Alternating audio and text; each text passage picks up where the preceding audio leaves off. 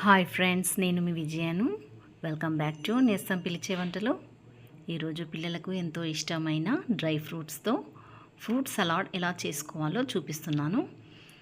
మొదటగా గిన్నెలో 2 లీటర్ల వరకు పాలను తీసుకుందాము. ఫ్రూట్ సలాడ్ అంటే కస్టర్డ్ పౌడర్ ఖచ్చితంగా ఉండాల్సిందే కదా ఫ్రెండ్స్. కస్టర్డ్ పౌడర్ తీసుకొని 2 టేబుల్ స్పూన్స్ వరకు తీసుకోండి. కొంచెం పాలు పోస్తూ కలుపుకొని మనము ఏదైతే పాలను వేడి చేస్తున్నామో మనం ఆ పాలల్లో వేసుకోవాలి. వేసుకున్న తర్వాత పాలను బాగా మరగనివ్వాలి. మరిగిన తర్వాత కాసేపు 5 మినిట్స్ పాలను మరగనివ్వాలి. ఫ్రూట్ సలాడ్కి కావాల్సిన పదార్థాలు దానిమ్మ, గ్రేప్స్, బనానా, డ్రై ఫ్రూట్స్ తీసుకున్నాను. కావాలంటే ఇంకా కొన్ని రకాల ఫ్రూట్స్ కూడా వేసుకోవచ్చు. గ్రేప్స్ను సన్నగా కట్ చేసుకొని పక్కన పెట్టుకోవాలి.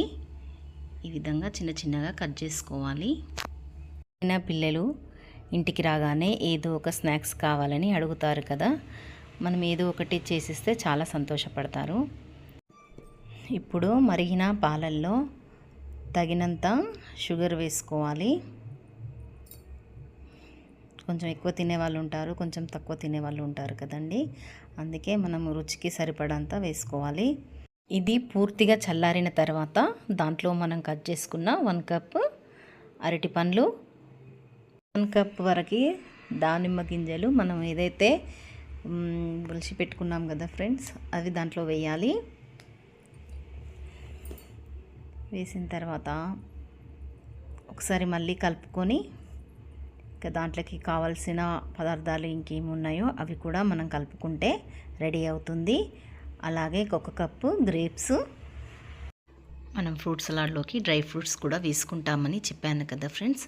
ఇది మంచిగా కలుపుకొని డ్రై ఫ్రూట్స్ ఏదైతే కట్ చేసుకున్న డ్రై ఫ్రూట్స్ ఉన్నాయో కదా ఫ్రెండ్స్, అవి పాలు మరిగిన తర్వాత అవి కట్ చేసుకున్న కాజు, బాదాం, కిస్మిస్లను దాంట్లో వేయాలి.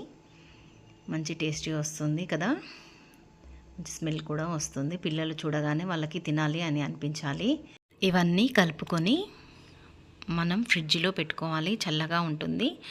లేకపోతే అప్పటికప్పుడు కూడా తినవచ్చు. ఎంతో ఈజీగా డ్రై ఫ్రూట్స్తో ఫ్రూట్ సలాడ్ చేసుకోవచ్చు. మీరు కూడా ట్రై చేయండి, చాలా బాగా వస్తుంది. ఇప్పుడు టేస్ట్ ఎలా ఉందో చూసి చెప్తానండి. చాలా బాగుందండి, మీరు కూడా ట్రై చేయండి. ఈ వీడియో మీకు నచ్చితే లైక్ చేయండి, షేర్ చేయండి, సబ్స్క్రైబ్ చేయండి. Thank you for watching.